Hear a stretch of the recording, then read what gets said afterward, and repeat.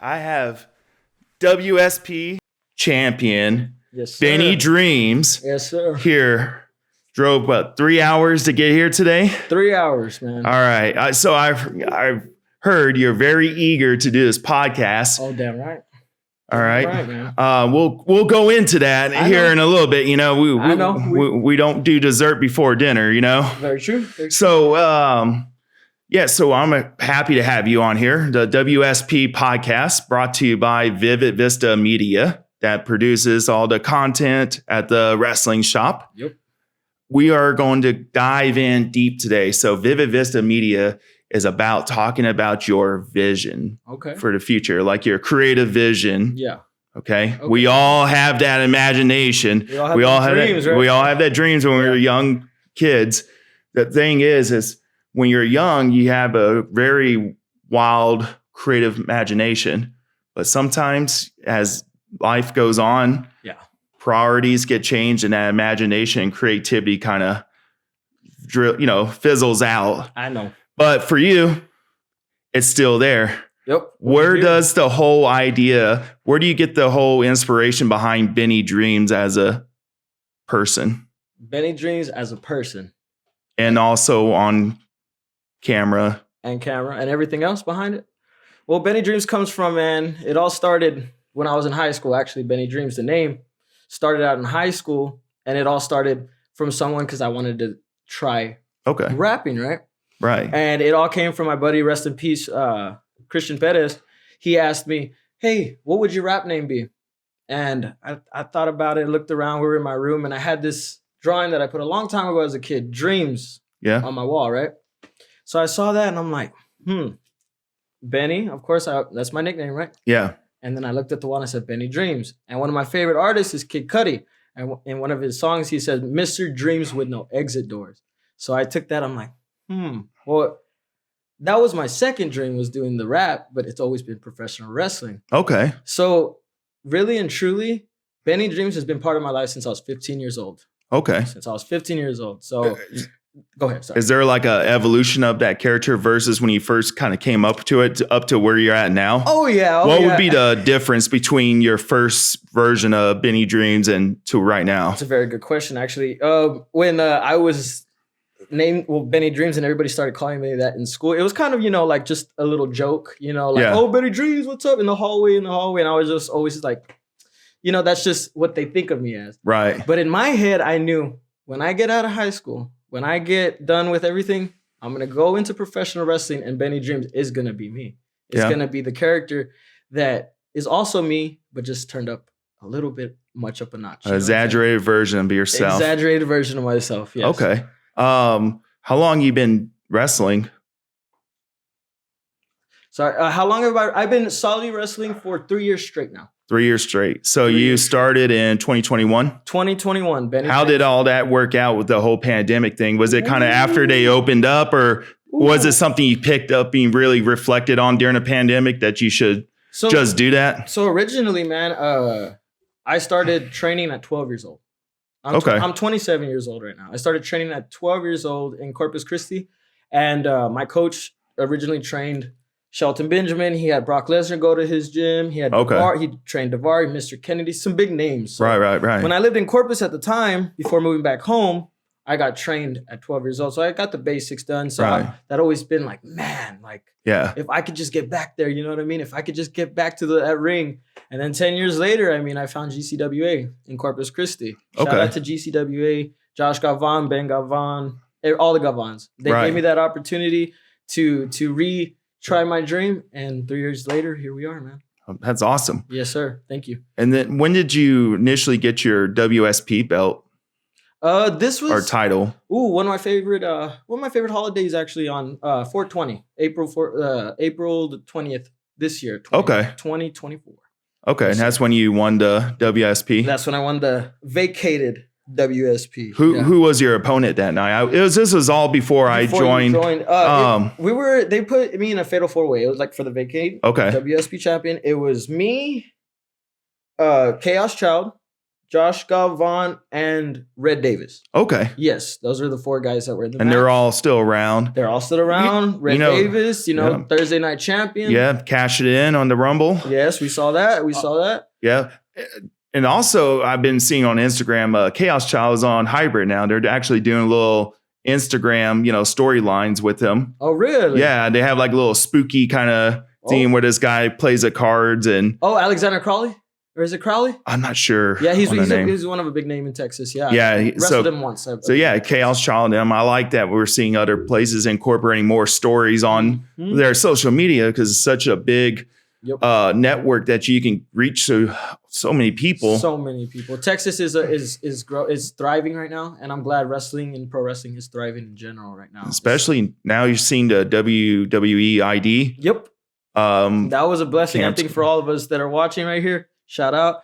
Yeah. I think that's a blessing for all of us, man, to at least, we have our toe in the door, not necessarily our foot all the way, but, right. But that's when I saw that, I was like, man.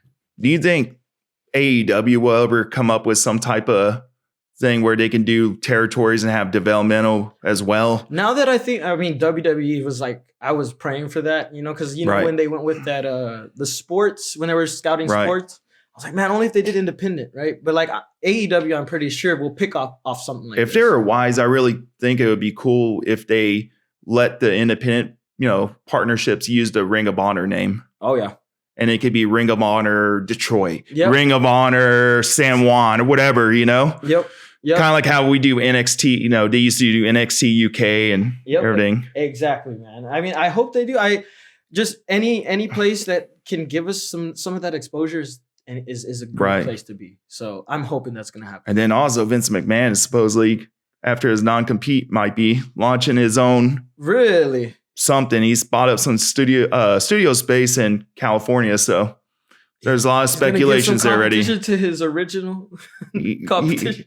If he doesn't do the way his mindset is, if he doesn't do anything, he's just going to die. Because some people, they can work their whole life, and once they retire, they just die. Yeah. Yeah. And this is all he had. I don't know if you saw that documentary on Netflix. It was a good Netflix. Yeah, it was. People are commenting a lot right here. Shout out to everybody in the live, even if they're going back and forth. Are there how many people we got tonight so far? We got 8 people up in here. Shout out to everybody, even though, I don't know who's pouring someone. Oh, I guess we got some shit talking going on here. Hey. But hey, let it roll. Let it roll, man. Let it roll. Hey. Let it all roll. Now we got 10 people in here. Come on. So. Come on. So the whole thing, you became champion in WSP. Yes, sir. Who initially brought you into WSP? Actually, Oscar did. Man, this is actually a crazy story, actually. Actually, it was my older brother. Shout out Isaac Jacob Band. Okay. He walked in there to the wrestling shop, and he went to go get my Christmas gift. Right. And Oscar was handing out like cards for his show in January, the big mall show, the first one. And my brother was like, "Hey, my little brother's a wrestler." He's like, "Oh, really? Do you have a picture of him? Do you have?" And he's like, "Yes, I do." And he showed him my logo. He's like, "I know that guy. I've seen him." Because at that time, I won Rookie of the Year of Texas, so that kind of catapulted me. Rookie. Oh yeah, really? Yeah, that was the first award. So who recognizes the Rookie of the Year? Is it some type of organization that sums it up? There's a poll on there was on Facebook called Texas Wrestling Review, and you just throw the name in, the name in the hat. Whoever people want to vote for, they vote for. And then I got Rookie of the Year, so that's how I got noticed by Oscar. And he's like, "I know that guy," so he's like, "Tell him to come in." So I did his first ever show downstairs at the mall. We had about, I think, almost 1,000, maybe. Rumble. Mm-hmm. So I was in the Rumble, and that's when it happened. There's actually going to be another Rumble on February. Really? Downstairs. Okay. That's what's in the works. Oh man, you hear that? We're gonna have a big show possibly on February 1st, the same day as the Royal Rumble, but this will be a kind of like your Saturday Slam time around. Was about 1 o'clock or something like that. 1 p.m. Yep. Yeah, nice little afternoon show to get you warmed up for the Royal Rumble later that night. That's right. We got to. So we got got a lot of big things coming up in. Yes, sir. In 2025 at the WSP, it's going to be a new era. Oh yeah, come on. We're going to have more or less what everyone's been kind of seeing the presentation, but we're going to be kind of doing different little things to change it up a little bit. Yeah. Okay. And look at, have a good set direction. Nice. That we're going to be heading. Nice. A good action plan for the foreseeable future. The more that we can grow, the better, right? Yeah. So there's a lot of things, that's up in the pipeline, and it's just all about logistics of when it happens. Yep, exactly. So, all in timing, man. We got to just trust that process. But, right now I'm focusing on building the online presence. Oh, man. You have content, and putting it out there. Yeah. We were shocked with some of that content that was put out there, but hey, man. You put that, everybody's talking about it here, So. And, I filmed that podcast the other night. It hasn't been released yet. Okay, yeah. With Cobra. And, that podcast is probably not going to make the air right now. No, it's not. It's not going to probably make air right now. Okay. But there might be an opportunity for parts of it to be released when time calls for it. Okay. There's going to be things in the vault, and and whenever, if y'all cross paths again after Texas War, bits and pieces where it will be released. Yeah. But I can tell you this. If he walks out of that match alive. Yeah. Not like that, but in one piece at least. And I could tell you this. Because goddamn. That Cobra is going to come back and do another podcast with me. Of course he is. Anytime, in the near future, he's going to be showing up. And what we're going to do is we're going to take these two podcasts between you and him, the one filmed now with you and him whenever he gets to it, and release it on Monday in its full length on YouTube at the Wrestling Shop TX. Y'all heard that, guys? Wrestling Shop TX YouTube. Wrestling Shop on YouTube. The full both interviews, right? Will be released on Monday. And so now you're just checking out, the unedited right now. Depends on the band and logistics and everything. The unaired version that some people saw live on Cobra's Instagram will be released in bits and pieces. Yeah. Okay. And maybe down the future I'll release the full cut.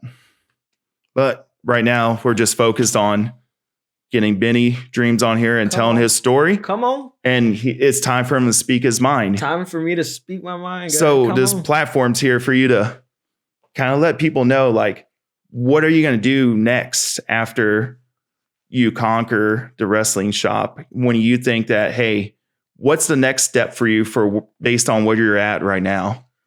Man, we're trying to kick it up next year, We're trying to take it up a notch that I've never gone before. I'm trying to get to some kind of bigger leagues. You know what I'm saying? We're going to carry this as hard as we can. Yeah. But, man, I have a good feeling WWE is going to be calling soon. That's just me, and that's the way I feel. So when you say bigger leagues, can you elaborate? Where you're trying to reach right now? Well, right now, I'm not going to lie. I would love to join TNA. Total Nonstop Action. I would love to start right there if I could, but I feel that WWE is going to be calling soon, so I think. Yeah. Have you talked to anyone ever, any agents or scouts before? No. But I do have a little bit connects to that. Yeah. Yeah. What type of? When you mean connects, people that you used to work with, or in NXT? People that I used to work with, people that I've wrestled before, people that that I have emails of, and people that used to be extras with WWE. Not even in the wrestling world, you know what I mean? But besides that, I've got connects beyond. It's never been easier than to try out for WWE. They have this platform where they travel to these bigger shows and they do auditions and tryouts. It's pretty awesome that people have the opportunity, even if you don't make it. Just that effort. You just trying, man. You just trying. You're getting exposed. Yep. And if you do something that's, memorable, they maybe remember you. And next time that you come across them, they might remember you. And if they see a big improvement, they're going to this guy's put in, some hard work and he's going to be dedicated to, bettering himself. Exactly, man. And that's what I'm doing. That's what I'm doing every day. Just trying to be better, just trying to better myself. And how is that? How do you do that? Man, just trying to take care of my physical health, because this world we're in, and people are here going at it. I don't know what's going on, but people don't understand what we put our bodies through. You know? What do you do to take care? What's your I do meditation. Okay. I do meditation, and I do my DDP yoga. Okay. I do DDP yoga, and shout out DDP yoga. They follow me during the year because I was always sharing their stuff, and I fell in love with it over 3 years ago, man. Now, yoga. I know that you used to, whenever you were younger, yep, you were overweight. Yeah. And you lost a lot of weight. Yes, sir. Supposedly, I kind of hear bits and pieces. Could you give us a nice little summary of how that affected you as a person at that time? Okay. And what was the motivation to lose the weight and how you did that? Man, okay, so I've always dealt with my weight fluctuating. Okay. There was one point, man, I just hit a little bit like rock bottom, just felt down about myself. How old were you at the time? This time, man, it was probably during the pandemic, I would say. I got the heaviest, or a little pre-pandemic. Or I'm rolling with the momentum on the heaviest, Yeah, man, that's what got me. And then just not caring about myself, not taking care of myself, just a lot of sodas, a lot of bread, a lot of just all the unhealthy stuff that you could think of. It happens, man. It tastes so good, and it's so bad for you, and then it catches up, and it's just like any kind of dangerous drug. It's addicting, and it causes a lot of harm to you. Yep. So what did you do? What steps did you take to really get yourself? So when I joined, when I knew I was going to join GCWA, I was like, okay, I had a month in advance of trying, or getting that tryout, right? And I just every day, because I live out in the ranch, the brush country out there, and I would just go for walks, and from walks it turned into runs. From runs it turned into just okay, now my push-ups, now my sit-ups. Yeah. So before all that, I was about 240 pounds. Okay. And then when I got to GCW, 220, and that stayed like that for 2 years of my career. And then last year I finally dropped about 30 pounds. Right now I'm about 190. Okay. Where did DDP yoga play in any factor of this? Yes, it did. Yes, it did. Yes, I really, guys. You're a wrestler out there, you're hurting all the time, or just someone in general. I've heard so many success stories of people that did it and really helped them out. Yep, go look on YouTube, man. There's a lot of testimonies out there. So it really helped me out to at least clear my mind somewhat. Yeah. And then the whole meditation thing, is that something you kind of got from DDP yoga, or kind of got you interested in it? Actually, yes, it was a yoga first, and then I tried the meditation. The meditation started last year. And I just, manifesting, praying and stuff like that, and everything that I manifested and meditated about, it all came to pass, It's very, I believe in that stuff. And would you say you're a very in your head type of person? You go very deep inside your head, and very much so. You might overanalyze or everything and anything. Yep, to the maximum. So sometimes that meditation actually gets me off that roller coaster. You know what I'm saying? Right. And it sets me aside. Okay, you're out of your brain. This is the time to calm yourself. Yeah. So that's what it's helped. It's helped quite a bit, I would say. That's awesome, man. Thank you, man. I think, it's definitely showing, the hard work that you put in and the way you present yourself now. And, and you got your WSP title right here. Yes, sir. You got your leather jacket. Well, not tonight, but tonight. We're rocking you got your shades. Yeah. Although Cobra did make a mention on that podcast that, Bret Hart had shades. So what makes him special wearing shades? The thing is doesn't matter who does it or when they do it, as long as you get it over. And sorry, Mr. Cobra, I'm just over. But it's the truth, Yeah. It's the truth. It's the honest truth. And some people can't accept that. Do you have haters? There's haters going on right now. Are they Cobra? Oh, the Cobra. There's some Cobra Kai guys. Cobra Kai guys going on right here. We got some people just arguing up in here.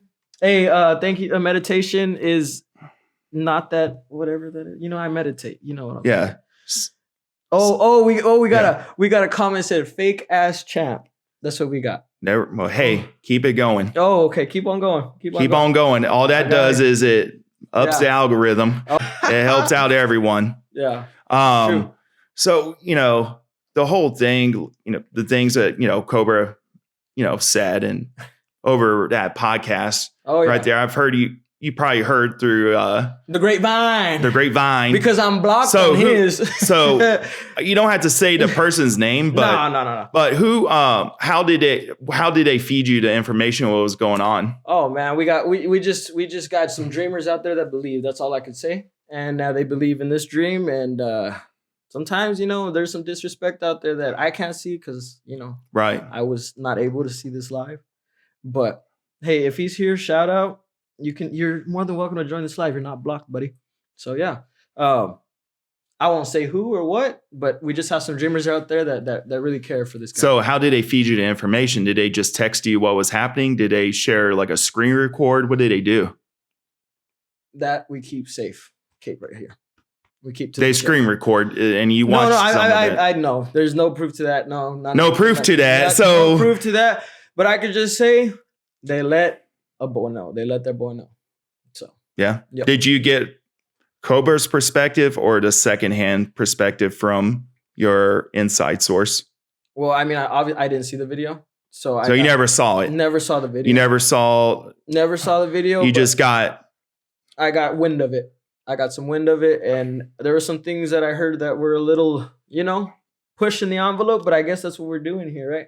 We're pushing the envelope, and seems like some people are excited about it. I did that promotional video of you and Cobra to build up to the Texas War match. And I took a soundbite from Cobra saying that y'all used to be friends. Y'all thought you were tight and cool, but that all changed. Oh, yeah. You decided to take jabs. Oh, yeah. And then when he decided to punch back, you couldn't take it. Oh, he was taking jabs way before even before I did something, but that's not, he knows that and I know that. Okay, what was the origin of like when did it first start probably?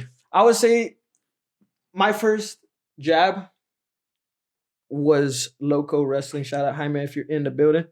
Was for Loco Wrestling because he was shitting on their fans. And then I came out, I'm like, you know what? You don't talk about the local fans like that. We bust our ass for what we do. They pay their hard-earned money for that ticket. So that's when I threw my first jab. And then ever since then.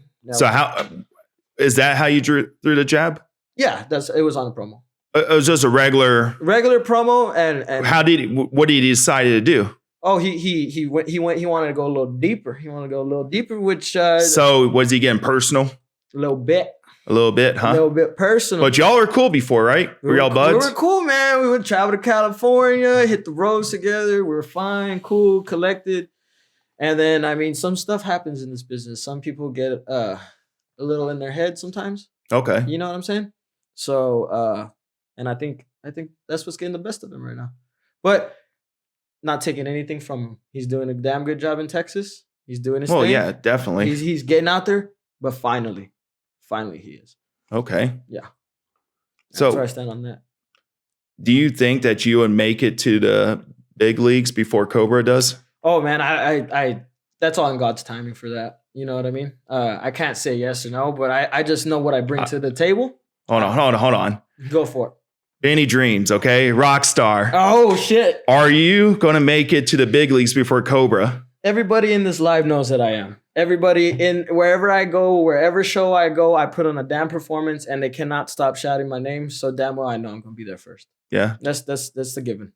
It's a given.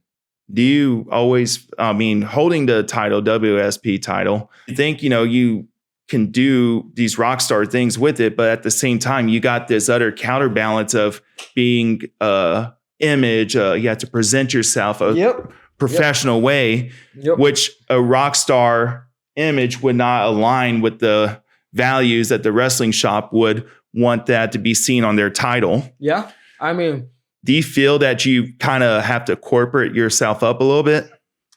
In a sense, but at the same time, people know me on here. People know me as a human being. I'm down to earth. I'm genuine. I'm a good person. But when that Rockstar attitude comes out, sometimes it's hard to shake. And right now, it's been hard to shake that Rockstar. So attitude. Was that Rockstar attitude there when Cobra was shooting on you? One was a Thursday Night Fire where he was. Oh, that was a side that I didn't wanted to be woken up. You know what I mean? I try to keep that cool, calm, collected. But can I cuss or no? I don't know if I can cuss. You could cuss. Well, when you come fucking around with me and you start bringing out my family and shit, fuck that. You know what I'm saying? Like, fuck that. And you go into business for yourself. He went into business for himself. What did he say about your family that really got you upset? He brought up something about a award. He said that my grandparents and my parents, whatever, voted for me. Okay, whatever. My grandparents are no longer here. Okay. I mean, he don't know that, but at the same time, okay, first of all, and then he goes out, proceeds to grab the mic one more time, and he calls out my mom. Everybody on here knows not to fuck with Mama Dreamz. Everybody knows that. Everybody knows that. Now, and when he said that, oh boy. Now, how did your mom react to it? My mom got a little... Did she took it personal, or she knew like, hey, it got to play along kind of attitude? She was like, really? Like, you know what I mean? Like, what did I do? I'm not even there, you know? But at the same time, I mean, Mama Dreamz is Mama Dreamz. She's gonna be like, just beat his ass, son. Beat his ass. And that's what I plan to do at Texas War. Yeah. So Texas War, it's not a one-on-one match with you and Cobra, but it's going to be Team Cobra versus Team Benny Dreamz.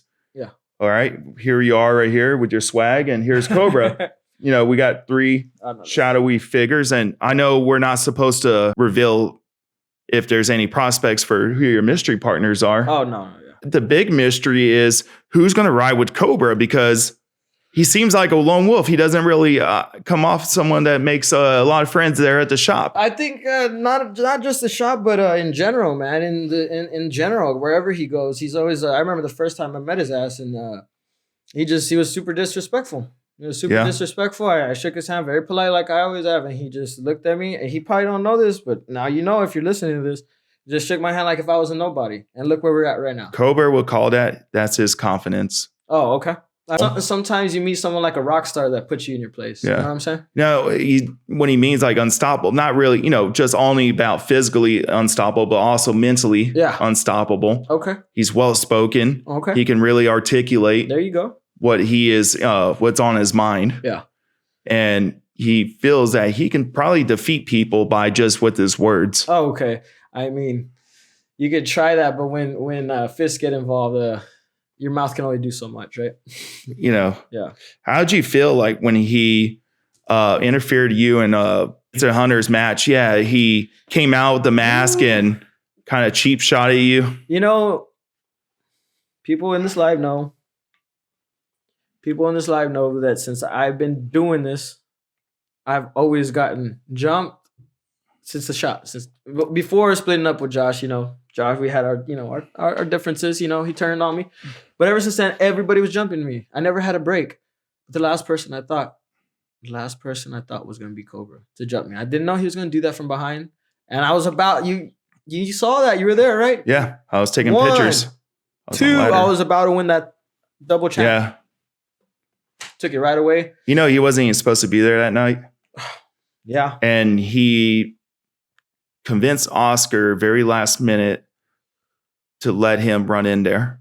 It was either Oscar's could call to security to have him escorted out, a bunch of things, or you have him run in and, he, to you, going for business for himself. For him, being ambitious, taking initiative to take y'all, not just him, but take everyone to shop you to the next level. And getting people very invested in the story. Oh yeah, he definitely did. And look where we're at, man. We're right here. We're at what? About this drops Monday. This full interview. Yeah. So about a week away. Well, let's say a week. Yeah. And it's time to put his money where his mouth is. If you know what I mean. So I know your mystery partners. Okay. Yeah. It wasn't hard to reach out and find 3 guys that are going to back you up? Well, before when I first started, like I said, it would be very hard. I'd probably be on Cobra's side, the lone wolf. Yeah. But now we got some people that, some old good brothers of mine that I can count on. Yeah. So just y'all be ready for that. Y'all be ready for that. So does the War Games, the Texas War match, it has a similar style to the War Games. Obviously, we're not going to put one of those cages above the ring at the shop. No, and we don't have 2 rings to do that with. No. So this is a similar kind of concept where 2 guys, 1 guy from each team starts out, and then every 2 minutes, opponent from one of the teams goes, and then there's going to be a deciding factor of a coin flip before the Texas War before the show for the Saturday Night Slam to determine who gets the advantage, which team gets the first person to come out, and you have a 2-minute advantage to do 2-on-1. 2 minutes. But the match does not officially start until the final person enters, right? Yes. And this time it's not just it's not a surrender match. Nope. You can get pinned anywhere inside the shop, and it's sudden death. Once one person gets pinned, they're done. Yeah. Or a submission, which can happen anywhere in a shop. Someone could be sneaky and take someone as weak and take them to a corner, because we will have multiple refs out there. I know, yep. And get a quick win without everyone knowing throughout the chaos. Yeah, what the hell's going on? Yeah, so this is going to be exciting one. I hope y'all tune out to this one, come out to this one, because it's going to be... you can bring whatever you need to help you with the fight too, because it's a war. Yep, and people know my choice of weapon on here. And what is that for other people that may not be familiar? No. Just be watching out for that ladder, I'm just saying. The ladder, huh? The ladder. I'm just saying. That's but it's not a Money in the Bank match. Oh, it's not. But last time we had a ladder in the wrestling shop, it wasn't so well. Oh no. Not with the whole thing with the briefcase. Oh no, that happened. No, that was that was a mishap. It happened, so it's wrestling. Yeah, things happen. Yeah, but this is, the choice of me using a ladder is not going up for a title. It's for me going up in the air. Yeah. Yeah. So whoever's on Team Cobra, yourself, watch out. All right. So we're going to take a break. Okay. We are back. We had to, kind of cut the break as soon as we could, because we were going a little deep into the conversation during the break, and we're like, whoa. We got to save it for the interview here. Yeah. Give it a little commercial break, huh? Yes, definitely. So we, now we're back. Man. So what is it like to have to always be driving to long distances to do shows all the time? Is it exhausting? Is it expensive? Does it take a toll on you? Oh man, it is all of that in one. It does take a toll on me, especially after some hardcore matches, driving 3 hours back home, wherever it is, 4 hours back home, maybe sometimes an hour, but sometimes the matches I'm in are pretty intense. So it does take a toll on me with body-wise getting out the car. So so sometimes I get out that car, man, I feel like I'm in my 60s or 70s already. But money-wise, yes, it does. You gotta be ready to go if you want to do this business. Yeah. You know what I mean? And it's tough. It is tough. It's not an easy road. It wasn't easy to get to this WSP championship. You know what I mean? So yes, it does take a toll on the wallet as well. And but I do enjoy driving. I do enjoy getting out, because like I said, I'm from the ranch. I'm from a small town, right?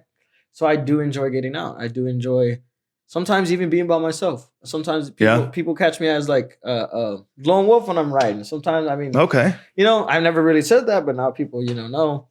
But I enjoy that time alone. Okay. That's awesome. Yeah. So going back, okay, you make this sacrifice, okay? Oh, yeah. I know you sacrifice a lot, okay? Yes, sir. Now, when you do that, you gotta put other things aside. It's like, okay, how much of your time are you spending to wrestling? Do you have a regular job or anything per se? So right now, like I said, I live on a ranch. So right now, me and my brother have been doing a lot of ranch work. Okay. And recently, I got into with him.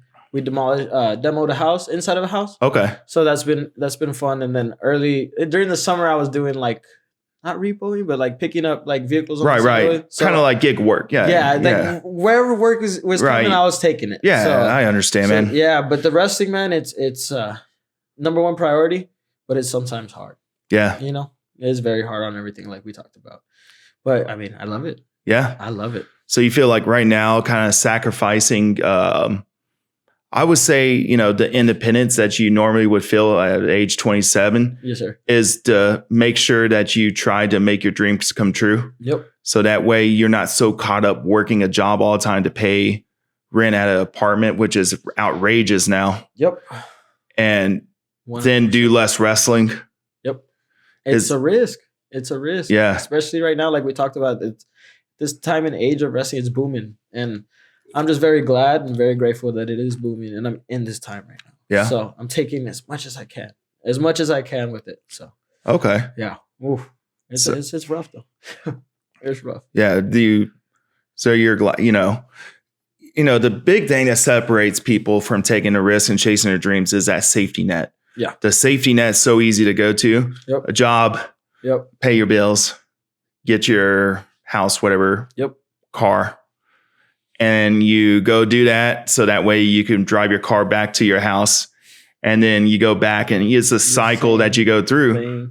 Yep. It's a very depressing way to get caught up into things, especially if you have the mind that, you know, where your mind just wanders and you just want to do so much more than just routine, you know, yep, mundane, normal, everyday. Yeah. It's not stimulating. It's not. Yeah. The next thing you know, you're probably going to go get antidepressants just to get you to get out of bed in the morning. Yep. And, you know, some people thrive on it. Yeah. That's fine. You know, there's different types of people, but when you're a very ambitious, creative person, it's hard to thrive in that type of environment.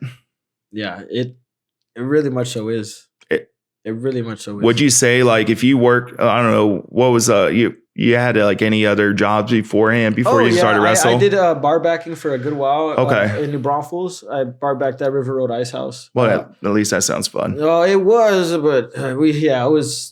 You're basically the bartender bitches, but right. I mean, we're not in front of people having to serve them, but if they need so much beer, we got to stock that fridge, right? Especially if we have over 2,000 people at like concerts and stuff like that. So that was tough, man. I mean, I was literally like the back felt it, the back felt it. But I mean, it was fun while I did it, you know. Yeah, I've done other stuff, you know, a little, you know, fast food. I've done Subways. I've done Dollar Tree. I've done stuff like that. Like you just couldn't see yourself in, like, let's say, management position there. Nope. Doing it like that's where you just have to worry about that job. Yeah. And everyone there at that job. Yeah. Nonstop. I can't stay consistent with it because, you know, this is what I'm building for. You know, if as long as I can get there somehow, I'm gonna get there. You know? Yeah. So, how much longer do you think it's gonna take? Personally, I mean, if I finally just put my I just put my foot down, full pedal to the metal, and not just get in my own way, it will happen. I think less than 2 years. How are you getting in your own way? Explain. Just my like lifestyle, you know, just the way like my mindset is sometimes. Chasing a dopamine rush. Sometimes, you know, and then like the wrestling, like I get that high, and then like all of us wrestlers, I mean, I'm pretty sure people know that are on here, like we have our, you know, highs, and then that come down's kind of a bitch, you know? Yeah. It's kind of a bitch, and then like being so like it's a crash. Yeah, it's definitely a crash, man. It's hard, especially like I said, those crazy matches, and then to go out there and be the rock star and to get everybody going and feel that energy. Right. Sometimes it feels good. It feels amazing. But when you go back home, the next 2 days, 3 days, it's like whoa. Like, do you ever just do you try to be productive by doing social media? That's how I stay. Yeah, I stay. I keep my name content out. Or I kind of promote. That's how I when I got injured in May, my shoulder injury was that like a month, 2 months. Right. I just stayed pushing old content out there, or like content that I had, because I didn't want to, you know, sometimes people forget you. Yeah. It's the truth. And what up, yo? And it's the truth. People forget you, and I that's the last thing I want. You know, I want to keep continuing this Benny Dreamz Rockstar movement going. And I felt like I've been at like a plateau. Does that make sense? Like I've been stagnant. Since when? Probably this year. But like I've done big things, but like. Do you feel like you were stagnant once you won the WSP? Well, I think the shoulder injury would set me like those 2 months kind of like after getting the title and then the title getting injured, getting right injured. Like my first match defending it. We've seen that happen a lot with other wrestlers before. Yeah, and it is like it does get you. Yeah, just Daniel Finn Balor. Exactly who I thought of. Daniel Bryan. Yep, happened to him twice. Year after was it the world title, the undisputed titles at the time? Yeah, when he had both of them. Yeah, and then. The next year, he won the Intercontinental. He made a comeback, got the Intercontinental, and got injured the next night. And then he had to really relinquish it, right? Yeah. That's when he retired for a while. For a little bit, man. And that's the thing. Like, so it comes with this territory. Did you started doing DDP yoga before or after your shoulder injury? Oh, before about 2-3 years ago. Okay. Yeah. When I first started wrestling, I just like looked up, like, because I knew how, like, people know the way I wrestle. I mean, where I got my style from. What? From who? From, you don't know, people know on here is, I don't know if you know, if they don't, Mr. Jeff Hardy himself. Yeah. The charismatic enigma.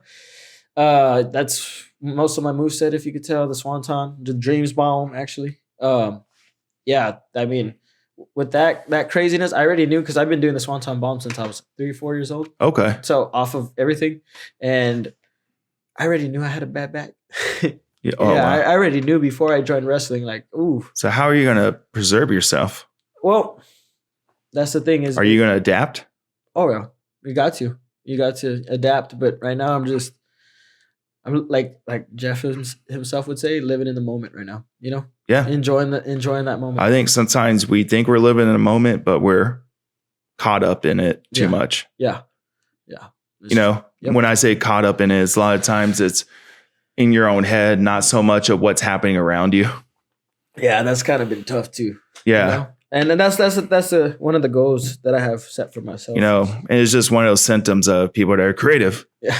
It really is. Yeah. It's a symptom. They all have, everyone that you look at that has a type of perspective of viewing things in a creative, unique way. Yeah. Usually, have their, there's a counterbalance to it. Yep. And that's what happens, And I think that's where that wrestling part comes in. That wrestling high, man. Yeah. That wrestling bug, it's addicting. And people know, man. Like once you're in there and you get hooked, and then once you have fans everywhere around Texas, like chanting your name, it becomes very addicting. Did you have like anxiety before you started, like to be able to talk in front of fans or perform in front of them? So, okay, when it comes to like talking to the fans and performing, like in the ring wise, move wise, very much so nervous and worried about that. Okay. Because and forgetting stuff, right. in the ring, and because I'm new, right. Like stuff like that. But being an entertainer, never had a problem with that because I did theater when I was in high school. And I did big roles. Like I did Aladdin and just big roles. And like they had the one act play, like that competition stuff. So always been adapted to perform in front of thousands like people. So that's why I used that when I moved back home. Was theater, so I could get ready when I was ready for wrestling again. And when it comes to performing and being an entertainer, never been nervous, but I do get nervous, of course, always going out there. And it's always going to be. Have you ever gave your all and you didn't get a reaction to it and it really kind of got to you? Oh, yeah. Yeah, what was a instance of one that's most memorable where you just thought, hey, you gave it 100% and it just did not connect at all? Let's see. I see there's probably more than several times, probably just part of the trial and error of course. Yeah, like like there's this like one match. I mean, it was in Kingsville, and I was put up against a pretty like well-known wrestler around Texas, and like I was just so nervous before. Yeah, it's like I know we were working lucha, like right, and I was just like, man, like my moveset like is it ain't worth like it. I have my cool sets of moves. Right. People know me by them, which there's a lot of stuff cooking that people are going to be seeing soon. But when I was fighting that guy, I was like, man, like I'm gonna underperform. You know, I felt that nerves. I felt that like you defeated yourself before you got there. Yeah, and it showed. It showed in that match, and that's when I felt like the crowd reacted because I was like next to my hometown. Yeah. They popped for me when I came. Right. But like I'm talking about move wise, you know, being in there and stuff like that. Everything was just right. Yeah, stuff like that. It's one of those things you kind of fail yourself before. Oh yeah, I failed myself before. You fail yourself before you actually fail yourself. Uh-huh. And there's two different ways to look at it. It's either you fail yourself or you go in, give your best effort, and you accept failure. Yep. That way you can understand that it's just part of the process. Yep. And you just try to get better every time whenever there is a mistake. Yep. It's just going to happen. There's no great people in this world that didn't go through some type of failure before they got to their success. Exactly. And it's always trial and error. It's always trial and error. Like, I mean, it like the fans, I mean, like chanting my name everywhere, like, you know, that I go, it didn't happen overnight. You know? Right. You know, and then everything is so demonized about failure. It's like, you know, in school, you know, you fail, yeah. That it hinders people when they become older and more ambitious and able to really chase their dreams to not try because of the fear of failure. Yeah. Yep. And that's the kind of thing that what happens to a lot of people, unfortunately. Yeah. Do you feel like you failed a lot until you became a wrestler? Oh, yeah. Yeah. Oh, 100%. A lot, especially after high school. Just went in like a downward spiral. Yeah. I can say that. Not going to touch too much into that. But like, it was pretty much what's next on the chapter. Man, it just no direction, right? There was no direction. It was just, you know, darkness. Yeah. Like, it was very dark time. And like, once like I knew that I could look out for, like, I just snapped out of that, whatever it was I was in, just snapped out of it and just said, get your ass back in wrestling. Get your ass back in wrestling. How long did that take you? Probably from graduated 16, rejoined 19. About 4 or 5 years. Wow. Being in that just not giving a shit mode. You know what I mean? So, yeah, that was a crazy time. But I mean, I'm so blessed. I'm so glad that I'm not in that time anymore and we're right here. So, you know, all those things, past things always kind of shape how we perceive and react to things. Yeah. You know, and when Cobra was doing his live stream on the podcast, of course, we never released it. It will probably be released in clips later on down the road because Cobra will be coming back here to record again. Dude, he requested to record again, which is fine. Yeah. You know, do your thing. Double Cobra content is never a bad thing. Hey, content's content. Yeah. Content is content. You know, like we were talking earlier, you got fed some intel and words were exchanged. And apparently you threatened Cobra. And Threatened Cobra. Yes. Please explain. What did you say? That threatened Cobra. Was it taken out of context? Was it a reactionary kind of blind anger, rage response? I could just say, just woke up the Rockstar has been waiting to, you know, show the people what he's about. And just had to let him know what the Rockstar's about. That's it. Yeah. Yeah, that's it. Just plain and simple. So how did you let him know? How do you let him know that you're the Rockstar? Just said, be ready for the Texas War match. Yeah. Yeah. He claims that you don't want the one-on-one. That's why they have to dance around and making this match. One-on-one. I've been begging him to get in the ring. Do you see that? Everybody sees that. Where is our one-on-one?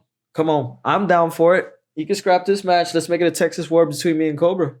1-on-1. I mean, already is made. It's already contracts already been signed for Texas War, and that's what it's going to be. That's going to be. I'm not taking away from that match, but I've been wanting this 1-versus-1 for a while now, and I think he deserves the ass beating that he deserves. You know what I'm saying? So maybe the Texas War is so that way y'all don't tear each other up right away. Yeah, there's guys to help each other out, help you out. If you're to get compromised or vice versa, help him out. Yeah. Well, whoever his guys are, whoever is on Team Cobra, good luck, but I'm sorry. I'm just sorry. Sorry about what? Sorry about your damn luck. Shout out to James Storm. But you believe in luck? I believe in luck. No, I'm just blessed, man. Blessed. What do you mean by blessed? Blessed all the time. What does that mean? What does blessing mean to you? Feeling blessed. Everything that I put my mind to, everything that I perceive in this life, everything that I go after, I turn it to gold. Okay. And that's what I mean. So you're blessed I'm blessed because everything that I touch basically turns to gold. So you're blessed on your ability to take something and make it magical. Make it magical, huh? Yes, sir. Make it magical because that's what it's about. This is what we're in it for. If you can't make someone feel something, then why are you doing this? You know what I'm saying? Yeah. Why are you doing this? It's not okay, like not taking away. These guys are some crazy great athletes out there. Like I give it to them. The AEW guys, these guys that are going 110%. Wrestling is, but sometimes it's about stories, characters, entertainment. That's what we remember the most, right? That's what I love the most about wrestling. Right. Yeah. The matches are great, but the stories make the match better. Yep. And you can have like great matches, but the story behind it just takes it to the next level. Look at Austin and Rock, man. Yeah. Look at Austin and Rock. Look at that promo that will always stick in my head is that WrestleMania build-up with Jim Ross interviewing him. What would you say the best match ever was? Best match ever for me? Or one-on-one. No, not for you. Just in general, like professional and pro wrestling, like WWE. Oh man, there's no New Japan stuff. Okay, yeah, because I grew up WWE and we're talking mainstream. So WWE, yeah. So man, there's so many to me, but what was the one that you looked at like this was a masterpiece when it came to like checking all the boxes? People are gonna. And art is subjective. Okay, for me it was Jeff Hardy versus Undertaker, that ladder match for the Undisputed Championship. Yeah, that's what really made me like, this is what I'm gonna do with my life. I don't care what anybody tells me, because that story of because Jeff was just taking off. Finally on from where he was at. Yes, he was, and he was going up that ladder. He kept climbing up that ladder, and as a kid, I'm like, get that damn thing, man. And then Undertaker, but. And Undertaker kind of showed him respect afterwards. That's exactly what I was going to say. What painted the picture for me that made it that beautiful canvas was when he raised his hand and he goes, "You're one tough son of a bitch." That was his rocket. Yep. Yes, it was. And that's what made it for me. But best wrestling match, Undertaker, Shawn Michaels, WrestleMania 25. Yeah. You would say that one was I would say that one, like for me, like to go back and like storytelling wise, stuff like that. Yeah. Yeah, the art of what they do in the ring. Yes, sir. That's what made me like, oh, okay. Yeah. Definitely, man. And there's so many different ones, and different eras have their own masterpiece. And I think what we grew up and saw when we were younger, we're always going to kind of favor the classics that we have, nostalgic for. Yep. So, there's the masterpiece, the best match ever that no one have seen hasn't happened yet, There's always going to be something better that's going to happen. Oh, all the time. We're evolving, right? Yeah. We're evolving. So, rest in peace, Bray Wyatt, but look at what he did for, he totally, like, for me, like, when The Fiend and all that stuff, I'm like. I love that character. Me too, man. I was like, entertainment. Oh, man, I love the Funhouse match with John Cena. Mm-hmm. That was so entertaining. They made nothing into something, man. Yeah. That was it cinematic match? Yeah. Basically. Yeah. And then the Undertaker and AJ Styles, they made like 2 just classics. Yep. In the pandemic or nobody. Yeah. And then Roman Reigns really kind of shined because he was able to talk and not get booed out of the building and that's true. Build a character. So sometimes, man, you got to take advantage of the circumstance and leverage it to your advantage. Yep. 100%. On here. All right. We're going to take our last break. One last break. Then we're going to kind of dive in a little deeper before we close this interview out for the night. All right. We're back. We had like a whole other segment of podcast during the break, and that was just it. We did that, and here we are back. Okay, now it's time to turn up a little bit, okay? Turn it up. Come on. We got the belt. You ready? Come on, bring it. Are you ready? Bring it. All right. Have you seen all the different Kanes on the independent scene? That was a good start right there.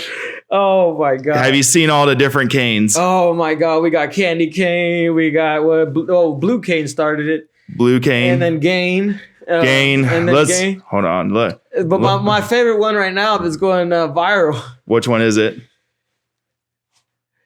Cocaine. Have you seen that one? Yes. When he throws the... Yay. We got the belt on the shoulder. With so let's see these. My man, Aries Alexander. Yeah, no, my bad.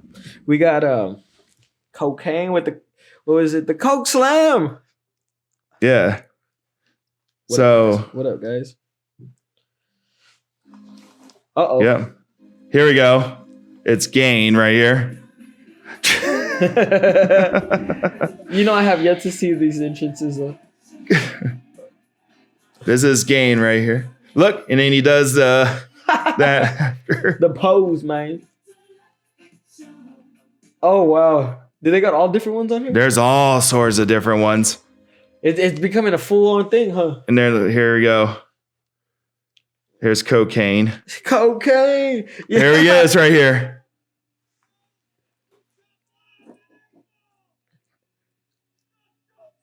The Coke Slam. The Coke Slam. God damn it. Okay, and then there's Blue Cane. Yo, guys.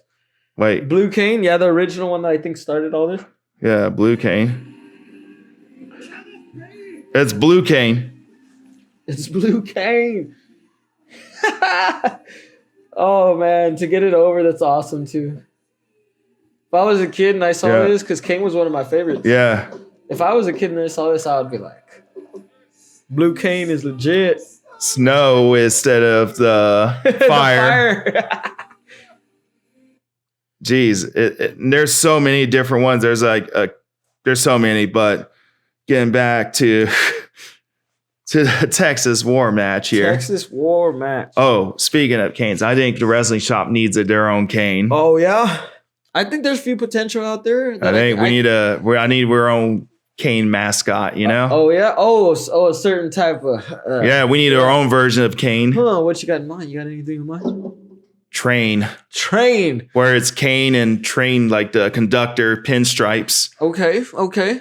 And it has train horns set for the instrumentals. And then he has plenty of matches, and then he runs a train on them. I don't know. No. There's so many, and then there's Raising Canes. Oh, Raising Canes? Yeah, where he comes out with chicken tenders. That's not a thing yet. I don't think so. I think that's the one, man. Raising Canes. I think that's the one.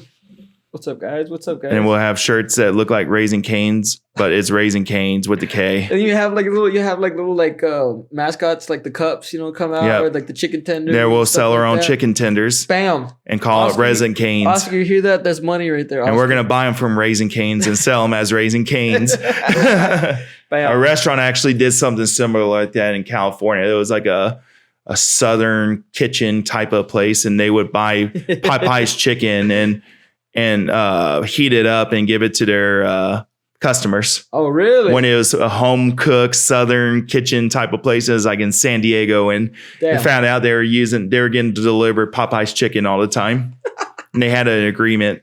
Wow. So we got someone said on the live right here. They said train. So I think we train. Yeah, it's got to be train. It's got to be train. Maybe there's room for more. There's room for more. Yeah. Right. If you have Raising Cane's, you might as well have train come out and run a have the whoever has the cane, one cane's got to go, and the other one's got to stay. Christmas is coming up, so we need candy cane there. But yeah, the woman, I don't even know. I don't know who that is. Booker. Candy cane. But maybe we should have a cane Royal Rumble battle royal. You know, he's one of my favorites of all time, though, man. Kane is one of my favorites of all time. Oh yeah, I would say top 5. Top 5, huh? Yeah, for sure. Like when he took off that mask when I was little. Ooh, boy. Yeah. Oh man, that story is pretty crazy because I was big fan, and when he did that, he took it off. I was probably like 3 or 4 years old. Okay. 4 or 5. And when he took off that mask, man, and he turned to the camera, the hard cam, I ran because we lived at an apartment at the time. I ran into just turned real quick into the wall, literally knocked myself out cold for like about 30 seconds, 40 seconds, because like I hit my face on the wall and I freaked out so much because Kane unmasked, and I freaked out my parents, and my brother was like, "Hey, you good?" I'm like, "What happened?" And then I started crying about Kane unmasking and stuff like that. It's just scared you? It scared me, but also like, no, but then as a kid, I'm young. You're expecting to see a very mutilated face, and then you just yeah. Well, then I started. They're like, no, it's just my parents, my brother were like, no, it's just makeup, And I had the exact mask that he had masked, and then, so they're like, no, put it on like him, and then I did it. And then once he went bald and had the towel over, I was, as a kid, I was like, he's still my favorite, one of my favorites, because the storytelling. At the end of the day, the storytelling that he did, man. So. All the stuff like Undertaker, and then really helping Daniel Bryan come out of his shell. And, that was impressive too. Yeah. That was very, multi-dimensional kind of aspect to his character. Yeah. Comedy is the hardest thing to do. Oh, 100%. In anything, comedy is the hardest thing to do. Yeah, 100%. And the crazy thing is, I did that majority of my theater in high school was comedies every year, and like that's hard to make people genuinely laugh, and you can hear them in the back laugh. That's hard. And that's I mean, go ahead. Sorry. Some people recently thinks of the shop as a comedy. Oh, the shop as bunch of cosplay wrestlers. I'm hearing these words and everything. And Oscar the Toy Man, and not too thrilled about the kind of direction the shop is going, and they prefer the good old days when Elijah was in charge. Oh, when he was in charge of the whole. Do you kind of get that? Do you get that kind of rub from other people too? The rub of kind of they rub you that way, that they are not happy with how things are working out. Man, no, I mean, I've seen people like Caius and Kyrie and guys like that nature, that have been there also from the jump. They deserve what they're getting. Like Bill Dempsey, like when he had that Iron Eagle championship for that long, he deserved that championship. The direction it's been going, I think it's been going great, but also also the women's championship being involved and Didi being there, like we have some potential. So, I think we have potential. It's just, what is it that the I don't know, it's probably the minority fan base that thinks of us like that thinks or critiques of the direction of the shop. What is it that they're missing out on that's maybe not happening right now? I mean, actually, before it was kind of, to be honest, it was all over the place. And now I think it's taking a direction. Okay, we have actually stories going on. We're actually telling stories. So that's what I think we always try to do. But now it's actually getting to that level. Was it more shock value kind of? It was more like exposure in the ring kind of thing? Exposure in the ring, helping like people. More. Yeah, very interesting question. Trying to do big spot, like get all the audience. Yeah, man. It was more of like, I think in the beginning was like, okay, well, let's who we can bring in and who we got. and let's see what we can do. Because I started there literally from day one when that ring was in there. Like I started the show. Yeah. First match ever to break it in, and then we're here today. But like, before it wasn't so much. Do you feel like y'all finally, once in the beginning, you're kind of like you're in a survival mode to try to make this all work. And then after a while, you get comfortable and now y'all get more of a routine, get things more polished, routine, and maybe it comes off as less effort to the fan base. Right now? Yeah. What do you think? In general, do you think, because people saw WWE kind of like that with the PG. They made everything was so efficient and polished and produced right. It was like they're not putting in effort to tell compelling stories. It's just, produced well but there's nothing to pique your interest except for like a few things here and there. You know what? Let me take that back. I think there's just very, very few of those stories right now going on. I think about a year ago, maybe like a little less than a year ago, we had more stuff, more things going on. Yeah. More people with exposure. Now we have Thursdays and Saturdays, which I like because it gives people opportunities. Yeah. Saturdays are where the big boys play. This is everybody wants this. I understand. But there was a point. Let's see. That is very true. If it wasn't for certain individuals, I don't think we would be here today with this, Like, let's shout out to them. Like, it's a thing. When other people were booking, maybe it was all for them. Yeah. If that's where we're getting at. Yeah. It was. I mean, would you say it was ego-centered around the booker? Was it ego-centered? I mean, everything was not everything, but sometimes it did feel like that. Yeah.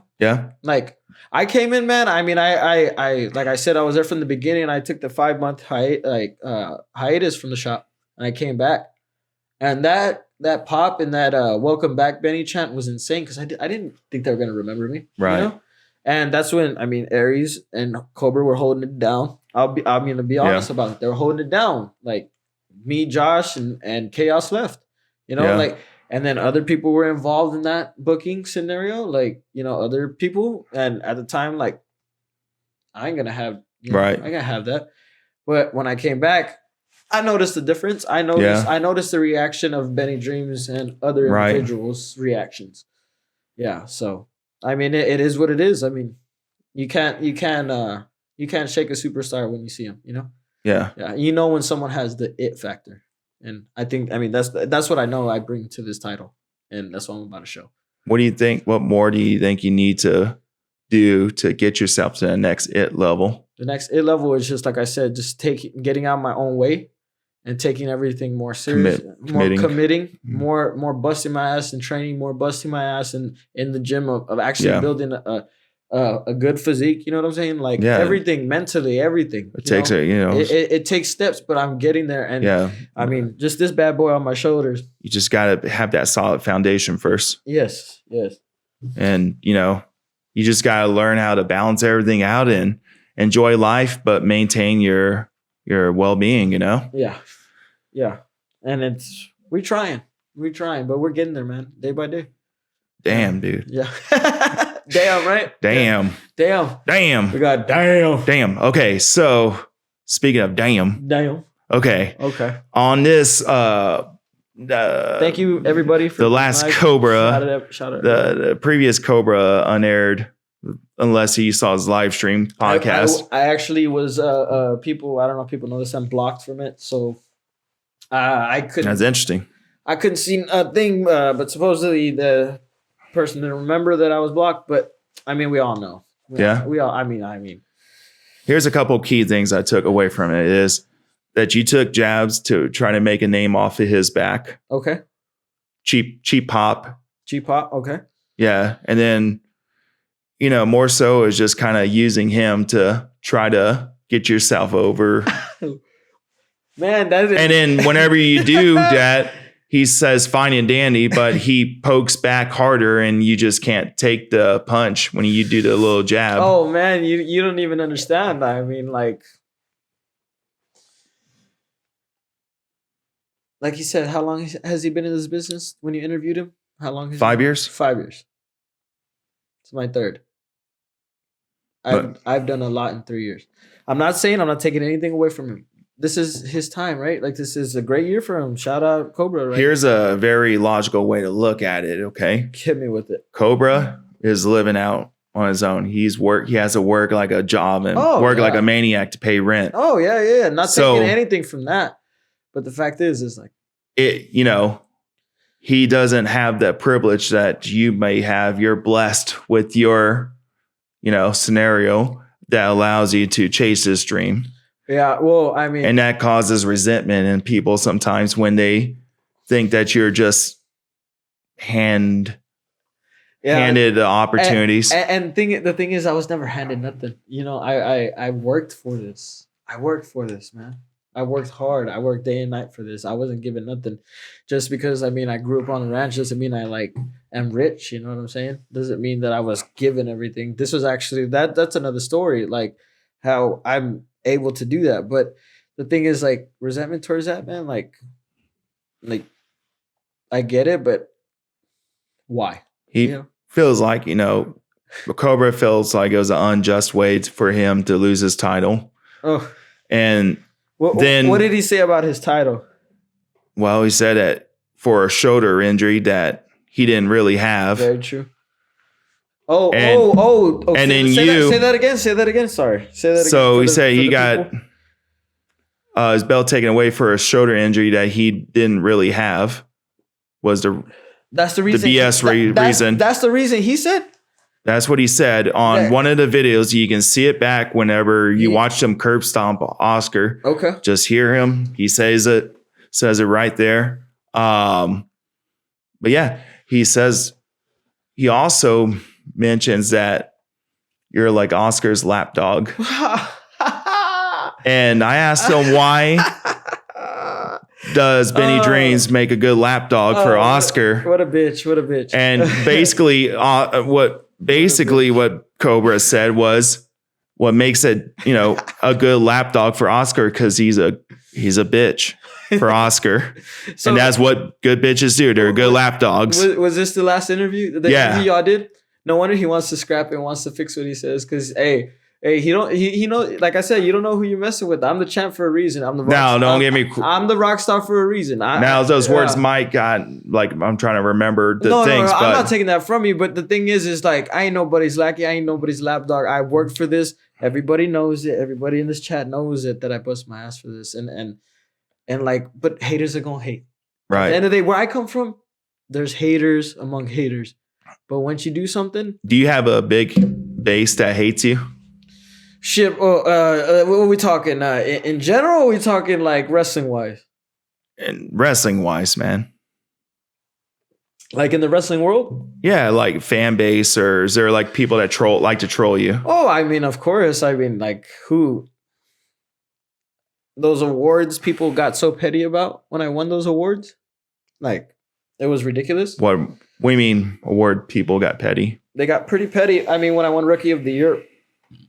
Oh, because you won Rookie of the Year on their poll? Of Texas, and like anybody could have won. I come from a small town. I'm pretty sure y'all talked about this on the podcast because I got wind of it. Right? He said my mom and my friends voted for me. Isn't that like fans voted for me as well too? Yeah. I come from a small town of Falfurrias, Texas. Right. Straight out of Falfurrias, Texas. There's probably about 3,000-4,000 people. Yeah. I'm the only professional wrestler that's coming out of that town. I'm the only professional wrestler that's right now walking around with 2 championships. And when it comes to voting in that town, you look at like band and stuff like of the high school. They always win band of the year. Right. Like when they see one of their people like going up, they're gonna support. So your community really backed you up. They backed me up, and they still do 100%. That's in the back of my trading card. I have a professional. And whoever the people that did the rankings, they that wasn't part of their narrative. They didn't expect it. No, nobody expected it, man. Because to be honest, did I deserve that award? Probably not. But have you ever mentioned that before? Yeah, I mentioned it in another podcast before, but never not on live. I mean, people have probably got rubbed the wrong way when I won, but it's the truth. Like, is that when it changed between you and Cobra? No. This was. This is before. This was you talked about the tech before y'all met. The rest. Oh yeah. This was before, and then I won Breakout Superstar the next year. I won Rookie of the Year 21, and then 2022 I won Breakout Superstar. Everybody and their mothers in the wrestling world got so pissed and got so their panties got in the wad, and they went on the Facebooks and then the Instagrams and talked about these awards. It don't matter, and crying their ass off. And I'm just there like, man, I got heat for winning an award that my community voted for. Yeah. So I got put in that predicament. But at the end of the day, I don't give a damn. I don't give a damn. You can think what you want. I've got heat or hate, whatever it is. But look where I'm at. So. Do you feel like this Texas War match, Texas War, is gonna bring out that rock star in you? Oh man. The thing is, it's been unfolding. It's been very much so unfolding. But this match is going to bring out a side that is not it's like, to my fans, my loyal fans and everything. Just be ready.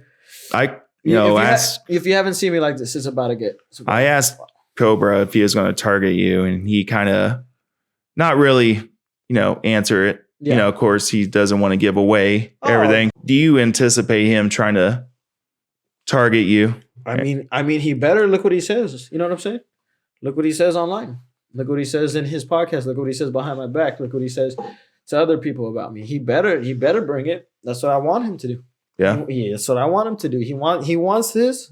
He wants to be champ. He wants to take his rightfully what he never lost, which is BS to me. What do you think? Why do you think he didn't? You thought he lost it? Do you think he lost it? Oh no, he's just a coward, and I had to take over. That's the plain truth. Coward.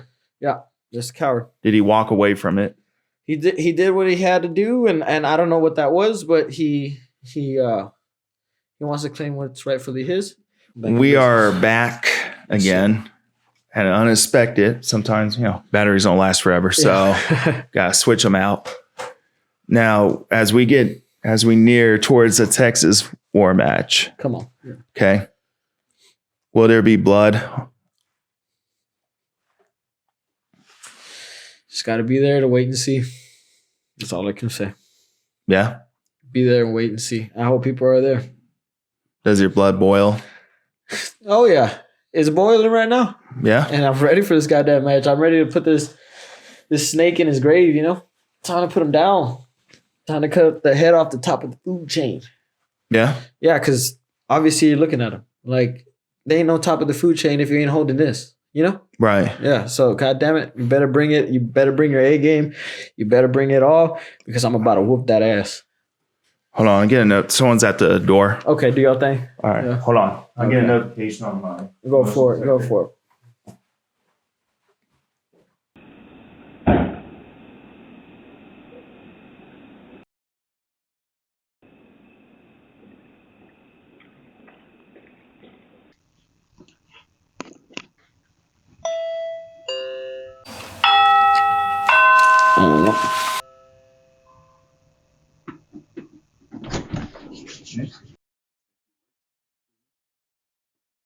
Benny. Oh shit.